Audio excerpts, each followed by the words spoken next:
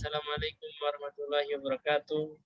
Kami dari kelompok 5 akan presentasikan tentang makalah yang berjudul penerapan framework COVID-5 di perusahaan Direktorat Jenderal Bea Cukai untuk memenuhi tugas UAS dari mata kuliah Audit Teknologi Informasi. Kami beranggotakan saya Muhammad Fatul Munir, Ilham Pratama, Hafiz Maulan, dan Rahayu Agustiani, dan Muhammad Akif Poluti Lubis. Dan yang pertama, latar belakang akan disampaikan oleh Saudari Rahayu Agustiani. Untuk dipersilakan.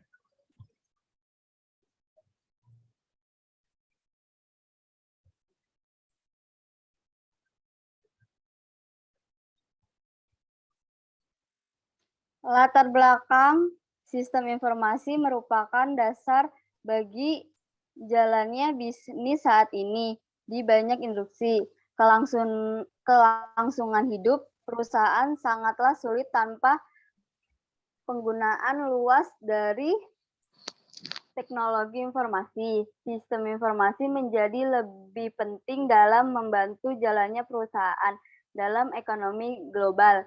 Direktur Jenderal Bea dan Cukai (DJBC) tutup kurung merupakan institusi pemerintah di bawah naungan Kementerian Keuangan yang bergerak pada bidang pengawasan dan melayani masyarakat khususnya pada bidang pelayanan fiskal atas impor untuk penerimaan negara. Akan dilanjutkan oleh Saudara Hafiz.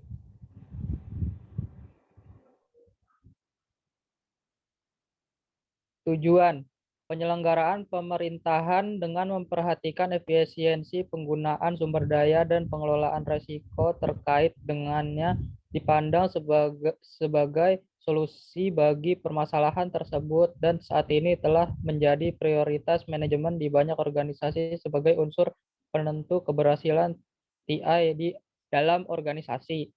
Evaluasi kinerja teknologi informasi secara umum dapat dilakukan dengan menggunakan framework COVID, Control Objective for Information and Related Technology.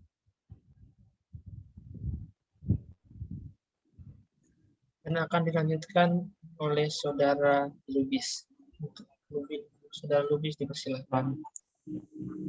Manfaat audit bermanfaat bagi manajemen untuk membantu menyeimbangkan antara risiko dan investasi pengendalian dalam sebuah lingkungan IT yang sering tidak dapat diprediksi. Bagi user ini menjadi sangat berguna untuk memperoleh keyakinan atas layanan keamanan dan pengendalian IT yang disediakan oleh pihak internal ataupun pihak ketiga. Dan akan dilanjutkan oleh Saudara Ilham. Untuk Saudara Ilham dipersilakan. Sejarah perusahaan.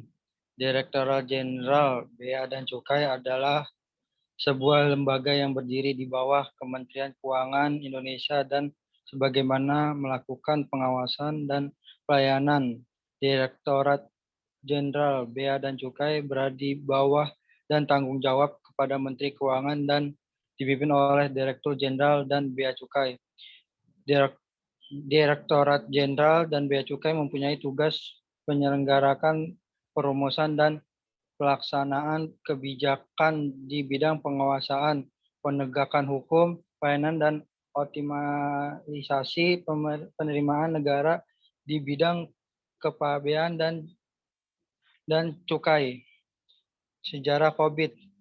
COVID adalah Control Objective for Information and Technology, merupakan audit sistem informasi dan dasar pengendalian yang dibuat oleh Information System Audit and Control Association atau ISACA dan IT Governance Institute ITGI pada tahun 1992. COVID Forward adalah standar kontrol yang umum terdapat teknologi informasi dengan memberikan kerangka kerja dan kontrol teknologi informasi yang dapat diterima dan diterapkan secara internasional.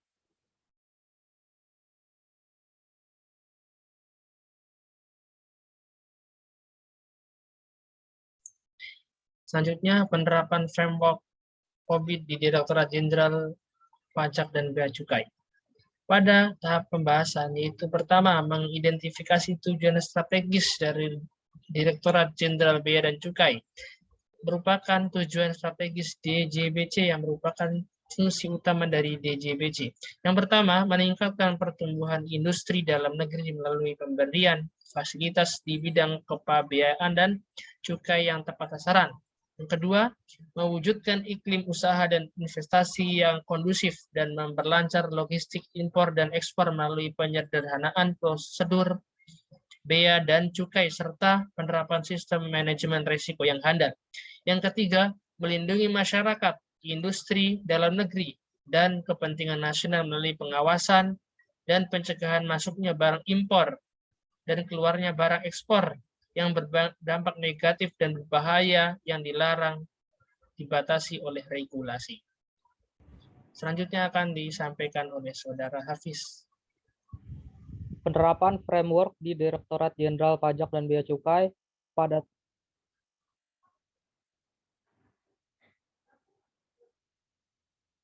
tahap kedua, yaitu melakukan mapping tujuan strategis DJBC dengan COVID-5 Enterprise Goals. Hasil dari pemetaan enterprise berdasarkan tujuan strategis DJBC adalah yang pertama EG1 Stakeholder Value of Business Investment, yang kedua EG2 Portfolio of Competitive Products and Service, yang ketiga EG3 Manage Business Risk, Safeguarding of Asset, yang keempat EG4 Compliance with External Laws and Regulation, yang kelima EG5 Financial Transparency, yang keenam EG6 Customer Oriented Service Culture, yang ketujuh EG7 Business Service Continuity and Availability, yang ke-8 EG8 Agile Response to a Changing Business Environment, yang ke-9 EG9 Information Based Strategic Decision Making, yang ke-10 EG10 Optimization of Service Delivery Cost, yang ke-11 EG11 Optimisasi of Business Process Functionality.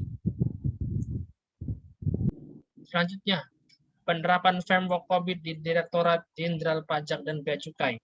Pada tahap 3, setelah diketahui tujuan organisasi menurut COVID-5 sesuai dengan sasaran strategis DJBC, merupakan tujuan tersebut dilakukan pemetaan terhadap IT, related goal. Menurut COVID-5, dari hasil pemeriksaan tersebut dapat diketahui tujuan TI, apa saja yang dapat mendukung tujuan dan sasaran bisnis organisasi. Pada tahap keempat, berdasarkan setiap making IT related goals akan menghasilkan IT proses berdasarkan COVID-5 dari masing-masing IT proses berfungsi sebagai proses dalam mengukur tingkat kapabilitas pada penilaian tata kelola teknologi informasi pada DJBC. Pada penelitian ini akan diteliti dengan fokus pada domain deliver, service and support DSS. Dan selanjutnya akan disampaikan oleh Saudara Lubis.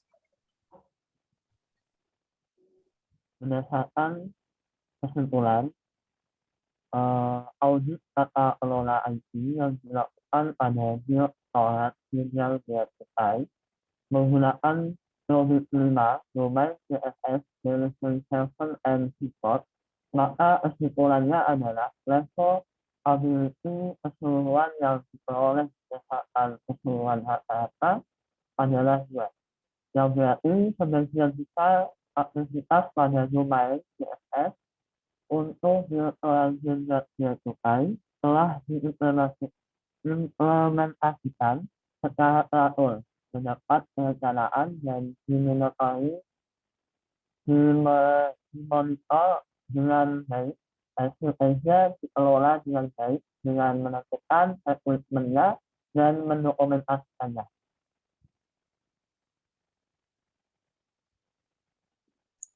Sekian dari kelompok kami. Apabila ada kurang lebihnya, kami mohon maaf yang sebesar-besarnya. Wassalamualaikum warahmatullahi wabarakatuh. Waalaikumsalam warahmatullahi wabarakatuh.